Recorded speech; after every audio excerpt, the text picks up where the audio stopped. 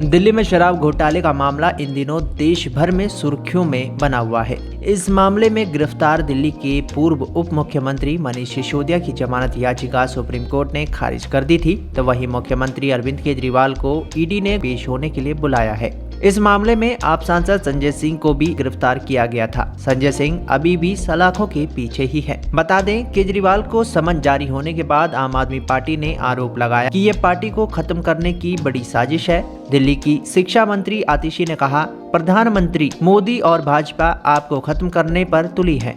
इन तमाम घटनाक्रमों के बीच अब सवाल उठता है कि आखिर शराब घोटाला क्या है, नई शराब नीति क्या थी, इसमें किस तरह के भ्रष्टाचार के आरोप हैं, आप नेताओं पर क्या आरोप हैं जिस वजह से उनकी गिरफ्तारी हुई है। तो चलिए इन सभी सवालों के आपको जवाब देते हैं। दरअसल 17 नवंबर 2021 को दिल्ली सरकार ने राज्य में नई शराब नीति लागू की। इसके तहत राजधानी में 32 जोन बनाए गए। हर जोन में ज़्यादा से ज़्यादा 27 दुकानें खुलनी थी। इस तरह से कुल मिलाकर 849 दुकानें खुलनी थी। नई शराब नीति में दिल्ली की सभी शराब की दुकानों को प्राइवेट कर दिया गया। इसके पहले दिल्ली में शराब की 60% दुकानें सरकारी और 40% प्राइवेट थीं। नई नीति लागू होने के बाद 100% प्राइवेट हो गई। सरकार ने तर्क दिया था कि इससे 3,500 करोड़ रुपए का फायदा होगा। सरकार ने लाइसेंस की फीस भी कई गुना बढ़ा दी, जिसे L1 लाइसेंस के लिए पहले ठेकेदारों को 25 लाख देना पड़ता था। नई शराब नीति लागू होने के बाद उसके लिए ठेकेदारों को 5 करोड़ रुपए चुकाने पड़े। इसी तरह अन्य कैटेगरी में भी लाइसेंस की फीस में काफी बढ़ोतरी हुई। नई शराब नीति से जनता और सरकार दोनों को नुकसान होने का आरोप है, तो वहीं बड़े शराब कारोबारियों को फायदा होने की बात कही जा रही है। भारतीय जनता पार्टी का यही आरोप है कि 3 तरह से घोटालों की बात सामने आ रही है। इसे समझने के लिए हम थोड़ा आंकड़ों पर नजर डाल लेते हैं। शराब बिक्री के लिए ठेकेदारों को लाइसेंस देना पड़ता है। इसके लिए सरकार ने लाइसेंस शुल्क तय किया है।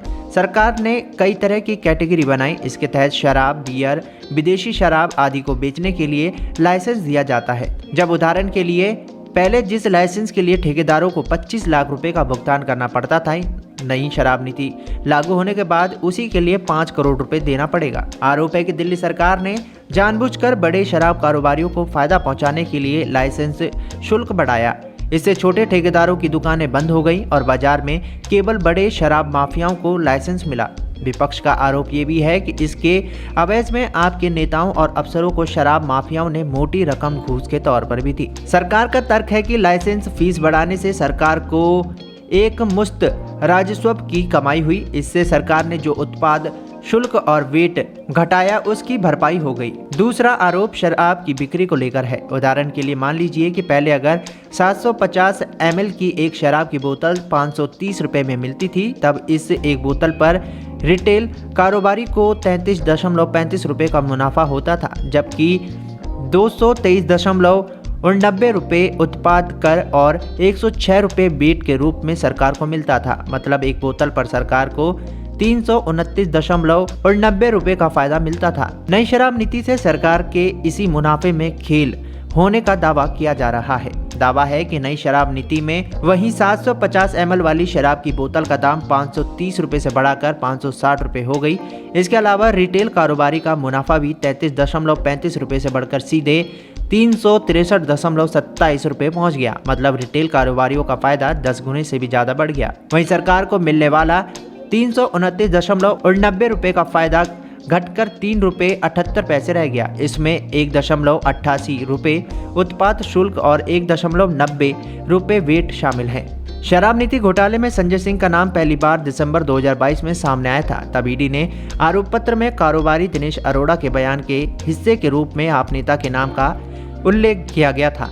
एजेंसी ने दावा किया कि दिनेश अरोड़ा ने उन्हें बताया कि वो शुरू में संजय सिंह से मिले थे, जिनके जरिए वो बाद में एक रेस्टोरेंट में एक पार्टी के दौरान मनीष सिसोदिया से मिले। आरोप पत्र में कहा गया कि संजय सिंह के कहने पर चुनाव के लिए पार्टी फंड इकट्ठा करने के लिए सिसोदिया को पैसे देने की व्यवस्था की थी। अरोड़ा के हवाले से शिकायत में ये भी कहा गया कि उन्होंने सिसोदिया से 5-6 बार बात की और संजय सिंह के साथ केजरीवाल से उनके आवास पर मुलाकात भी की। दिल्ली के उप मुख्यमंत्री मनीष सिसोदिया की गिरफ्तारी भी इसी घोटाले में हुई है। सिसोदिया 26 फरवरी से ही सलाखों के पीछे हैं। पहले सीबीआई और बाद में ईडी ने उन्हें गिरफ्तार किया। सिसोदिया पर अनुच्छेद 120 यानी कि आपराधिक साजिश रचने, 477A धोखा देने की नियत से कृत्य करने और भ्रष्टाचार निरोधक कानून की धारा 7 के तहत गिरफ्तार किए गए हैं। ईडी ने आरोप लगाया है कि साजिश निजी संस्थानों को थोक व्यापार देने और उसी से 6% रिश्वत प्राप्त करने के लिए 12% मार्जिन तय करने की थी। इसी मामले में मनीष सिसोदिया के साथ ही समीर महेंद्रू, विजय नायर, पी शरद चंद्र रेड्डी, विनय बाबू, अभिषेक बोयनपल्ली, अमित अरोड़ा और 11 कंपनियों सहित कुल 17 संस्थाओं को आरोपी बनाया गया है। इसमें सिसोदिया के अलावा विजय नायर, अमित अरोड़ा, दिनेश अरोड़ा जैसे करीब 15 से अधिक लोगों की गिरफ्तारी हो चुकी है। सीबीआई और ईडी को अब तक 15 से ज्यादा आरोपियों को गिरफ्तार कर चुकी है। इसमें संजय सिंह, मनीष सिसोदिया, विजय नायर, समीर महेंद्रू, अरुण रामचंद्रन, राजेश जोशी, गौरतल्ला, बुच्ची बाबू, अमित अरोड़ा, विनय बाबू, पी शरद चंद्र रेड्डी, अरबिंदो फार्मो के पूर्णकालिक निर्देशक और प्रमोटर व्यवसायी अमनदीप धाल और व्यवसायी अभिषेक बोयनपल्ली शामिल हैं। इस मामले में एजेंसियां 80 से अधिक लोगों से पूछताछ भी कर चुकी हैं। इसमें दिल्ली के मुख्यमंत्री अरविंद केजरीवाल और बीआरएस नेता के कविता भी शामिल हैं। कविता तेलंगाना के मुख्यमंत्री चंद्रशेखर राव की बेटी है। केजरीवाल से सीबीआई ने पूछताछ भी की थी। बता दें कि शराब नीति में कार्यान्वयन में कथित अनियमितताएं की शिकायत आई, जिसके बाद उपराज्यपाल ने सीबीआई जांच की सिफारिश की थी। इसके साथ ही दिल्ली आबकारी नीति 2021 और 22 सवालों के घेरे में आ गई। हालांकि नई शराब नीति को बाद में इसे बनाने और इसके कार्यान्वयन में अनियमितताओं के आरोपों के बीच रद्द कर दिया गया था। सीबीआई ने अगस्त 2022 में इस मामले में 15 आरोपियों के खिलाफ नियमों के कथित उल्लंघन और नई शराब नीति में प्रक्रियागत गड़बड़ी के आरोप में एफआईआर दर्ज की। बाद में सीबीआई द्वारा दर्ज मामले के संबंध में ईडी ने पीएमएलए के तहत मनी लॉन्ड्रिंग के एक मामले की जांच शुरू कर दी। ईडी और सीबीआई दिल्ली सरकार की नई शराब नीति में कथित घोटाले की अलग अलग जांच कर रही है। ईडी नीति को बनाने और लागू करने में धन शोधन के आरोपों की जांच कर रही है, तो वहीं सीबीआई की जांच नीति बनाते समय हुई कथित अनियमितताओं पर केंद्रित है। जब शराब घोटाले के मामले ने तूल पकड़ा तो केंद्र सरकार ने भी इसकी जांच करवाई। मुख्य सचिव ने जांच करके एक रिपोर्ट तैयार की, जो दिल्ली के उपराज्यपाल को 2 महीने पहले भेजी गई थी। इस रिपोर्ट में भी 7 बिंदुओं पर सवाल उठाए गए थे।